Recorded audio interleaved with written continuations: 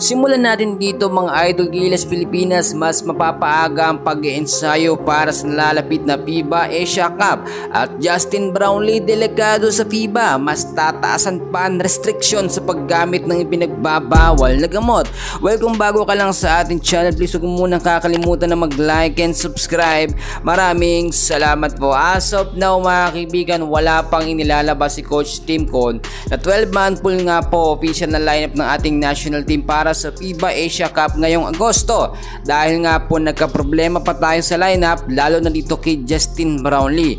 Ang FIBA po kasi ngayon ay maglalabas ng panibagong restriction patungkol nga po sa paggamit nga po ng medication sa ipinagbabawal na gamot, which is nga po ang cannabis, na dyan nagpositibo muli etong si Justin Brownlee. At eto yung sinasabi ko sa inyo na medyo 50-50 pa talaga, no, kung makakapaglaro si Justin Brownlee sa ating national team ngayong Agosto. Pero alam niyo ba na si Coach Tim Cone ay gumawa na agad ng kanyang paraan, which is yung sinasabi natin yung plan B na pagkuha nga po paglalaro ni Jordan Clarkson sa ating national team ngayong Agosto.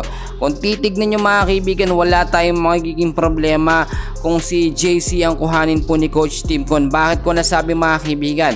Dahil nga po si Jordan Clarkson available na ngayon, no? Wala na siyang commitment sa NBA dahil out na, natalo naman ng Utah Jazz mga kaibigan sa conference, at posible ding makakasama sa practice. Ito nga po si Kai Sotto kung sakali man, and hopefully nga maging okay ang condition ni Kai, si AJ Edu, si Dwight Ramos, si Tamayo, Kevin Kembao, dahil nga po third week ng May ay patapos na rin po, no, ang B-League at ang KPL. So ngayon mga kaibigan, matinding pag-iensayo ang kinakailangan ng ating national team Gilas Pilipinas dahil mabigat po mga kalaban natin sa Group D. Naghahanda na rin ang Chinese Taipei, ang New Zealand at Iraq nga po mga kaibigan. Agosto na yan, at kung titignan po ninyo, mag-i-start yan sa August 5 etong FIBA Asia Cup. Ngayon, nakahanda na ba ang Gilas Pilipinas?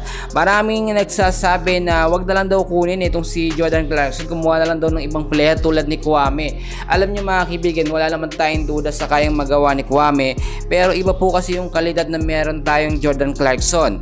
Naglaro na sa Gilas Pilipinas si JC at alam niya na ang galawan ng ating national team. Pero that time, alam natin na si Chot Reyes ang head coach ng Gilas Pilipinas. So ang sistema na lang ni Coach Tim Cone ang i-a-adjustan o a-adjustan nga po ni JC para makuha niya itong triangle offense or advance sa triangle offense mga kaibigan. Yan muna ang update natin sa ngayon, and please huwag niyong kakalimutan na mag-like and subscribe. Maraming salamat po.